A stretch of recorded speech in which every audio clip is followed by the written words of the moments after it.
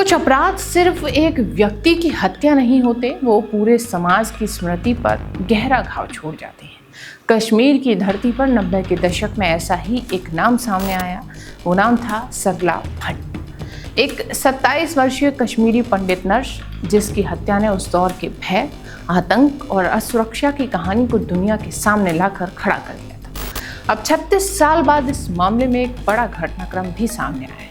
आज एक्सप्लेनर में हम आपको बताएंगे सरला भट्ट की पूरी कहानी कि आखिर कौन थी सरला भट्ट, आखिर उन्हें क्यों निशाना बनाया गया और 36 साल बाद भी ये मामला आखिर इतना महत्वपूर्ण क्यों है। नमस्कार, मैं हूं निकिता और आप देख रहे हैं खबर एक्सपर्ट। 36 साल, किसी भी अपराध की फाइल पर 36 साल तक धूल जमी रहे, गवाह बिखर जाएं, सबूत खत्म हो जाएं और फिर अचानक एक दिन उसी मामले में 737 पन्नों की चार्जशीट दाखिल होती है, तो सवाल उठना लाजमी है कि आखिर ऐसा कौन सा ये मामला था जिसने 3 दशक बाद भी जांच एजेंसियों को चैन से नहीं बैठने दिया।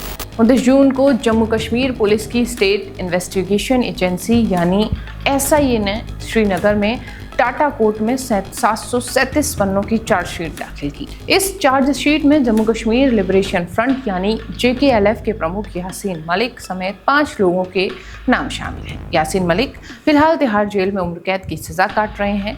एजेंसी ने अपने प्रेस नोट में साफ कहा कि ना कोई आतंकी अपराध भुलाया जाएगा और ना ही कोई अपराधी कानून की पकड़ से बच सकेगा। लेकिन सवाल ये है कि आखिर 36 साल पुराने इस केस में ऐसा क्या था कि आज भी इसकी चर्चा हो रही है।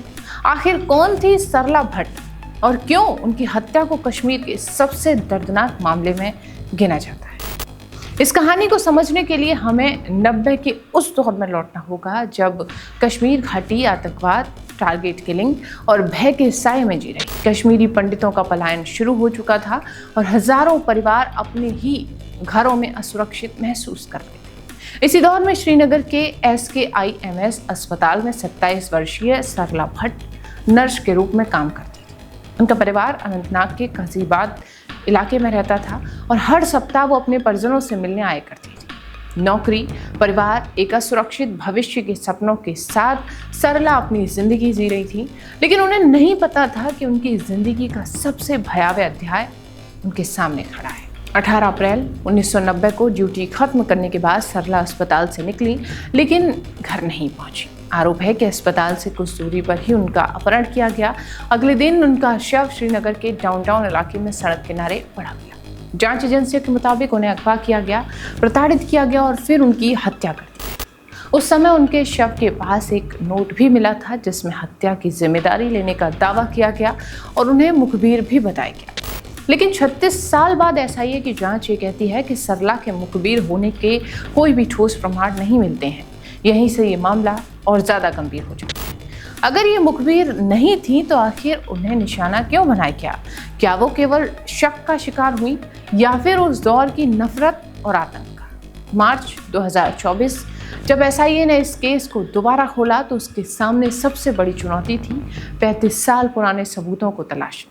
कई फाइलें गायब थीं, कई दस्तावेज नष्ट हो चुके थे और गवाहों की यादें भी धुंधली पड़ चुकी थी। इसके बावजूद एजेंसियों ने पुराने रिकॉर्ड खंगाले, दस्तावेज जुटाए, हेड राइटिंग का मिलान किया और उन तमाम पहलुओं को फिर से जांच शुरू की जिन पर दशकों तक धूल जमी रही।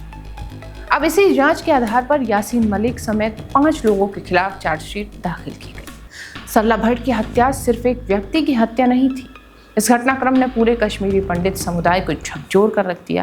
पहले से डरे हुए हजारों परिवारों ने इसे एक चेतावनी की तरह देखा और घाटी छोड़ने का फैसला कर लिया। सरला का परिवार भी बाद में कश्मीर छोड़ गया। समय बीतता गया, सरकारें बदली, हालात बदले, लेकिन सरला भट्ट के परिवार के लिए वो दर्द कभी खत्म नहीं।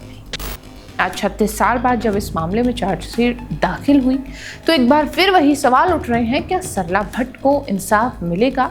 क्या अदालत तक सच पहुंच पाएगा? और क्या 3 दशक बाद आई ये चार्जशीट उन परिवारों को ये भरोसा दिला पाएगी कि न्याय में भले ही देर हो, लेकिन न्याय की उम्मीद कभी भी खत्म नहीं होती। अब ये तो समय ही बताएगा कि सरला भट्ट को न्याय मिलता है या नहीं। आगे हम आपको जानकारी देते रहेंगे, तब तक देखते रहिए खबर एक्सपर्ट। धन्यवाद।